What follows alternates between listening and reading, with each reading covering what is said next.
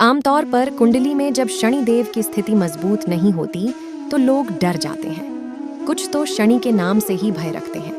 इसका कारण यह है कि शनि न्याय के देवता, कर्म फलदाता और दंडाधिकारी कहे जाते हैं और छोटी सी गलतियों की भी सजा देते हैं। लेकिन इसी के साथ शनिदेव अच्छे कर्म करने वालों पर अपनी कृपा भी बरसाते हैं और ऐसे लोगों का जीवन खुशियों से भर जाता है। शनिदेव को कलयुग संसार का न्यायाधीश कहा जाता है। लेकिन हिंदू धर्म में ऐसे 3 देवता हैं जिनकी पूजा करने वाले भक्तों को शनिदेव कभी कष्ट नहीं देते हैं, बल्कि ऐसे लोगों को शनिदेव से शुभ फल की प्राप्ति होती है। शनिदेव भगवान शिव, हनुमान जी और श्री कृष्ण के भक्त हैं।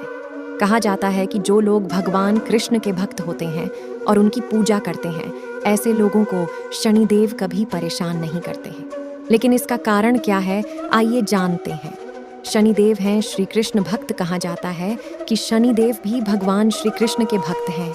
वे हर समय अपने देवता के विचारों में डूबे रहते हैं।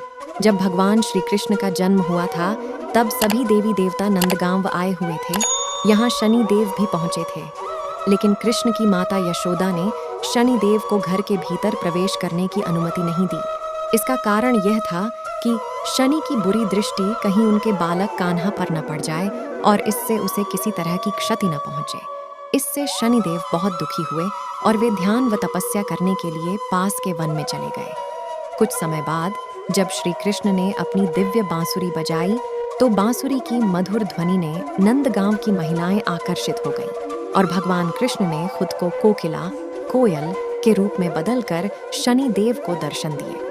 भगवान कृष्ण शनिदेव के सामने प्रकट होकर उनसे तपस्या का कारण पूछने लगे। शनिदेव ने कहा, मैं तो सिर्फ अपने न्याय करने का कर्तव्य निभा रहा हूँ, फिर मुझे क्रूर क्यों मानना।